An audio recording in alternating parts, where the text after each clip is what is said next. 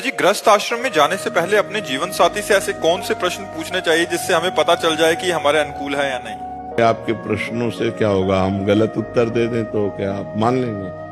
मान लो जैसे हम आपसे पूछ रहे हैं, आप ब्रह्मचर्य हैं, आपने कभी किसी को नहीं स्वीकार किया तो आप कहेंगे मैंने किसी को नहीं स्वीकार किया, तो झूठ भी तो बोल सकते हैं। अब तो बड़ा कठिन है, अब तो ऐसे जीवन साथी मिलने ही कठिन है, क्योंकि एक बच्चा 4 लड़कियों से संबंध बना चुका है, एक लड़की 4 बच्चों से संबंध बना चुकी है। बॉयफ्रेंड किया, ब्रेकअप, फिर दूसरे से फिर ब्रेकअप, तीसरा बॉयफ्रेंड है, बोले चौथा बॉयफ्रेंड है। बच्चा कह रहा था एक दिन कि जिसके गर्लफ्रेंड ना हो तो लोग उसको बहुत, मतलब मित्र लोग उसे बहुत नीचा समझते हैं।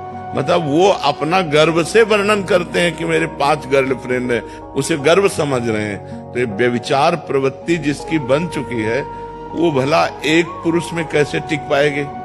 पति पत्नी के संबंधों में कड़वाहट आ रही है, 1 साल नहीं हुआ डिवोर्स हो गया, क्या हो रहा है? या पत्नी पति को मार डाल रही है, या पति पत्नी को मारे डाल रहा है। ये सब क्या है? व्यभिचार प्रवृत्ति के कारण ही तो है। पहले तुम पवित्र हो, पहले अपने को ब्रह्मचारी बनाओ और फिर भगवान से प्रार्थना करो कि हे नाथ, मुझे ऐसा जीवन साथी दो जो हमें धर्म के अनुसार आप तक पहुंचा दे, भगवत प्राप्ति करा दे, ऐसा जीवन साथी दो। और जब हमने हाथ पकड़ लिया और हाथ समर्पित कर दिया तो फिर दूसरे की तरफ देखे ना, अपने पति पत्नी से प्यार रखे, नहीं तो फिर जीवन बर्बाद हो जाएगा। अब तो भगवान से ही प्रार्थना करो कि वही सही मार्ग में हमें ले चलने वाला साथी, जीवन साथी दे, तो भगवान ही कृपा करे, नहीं तो बड़ा अपवित्रता फैल रही है। तो हमें भगवान से प्रार्थना करनी चाहिए कि हे भगवान, मुझे ऐसा जीवन साथी दो जो हमारे मनोनुकूल हो और धर्म के अनुसार चले।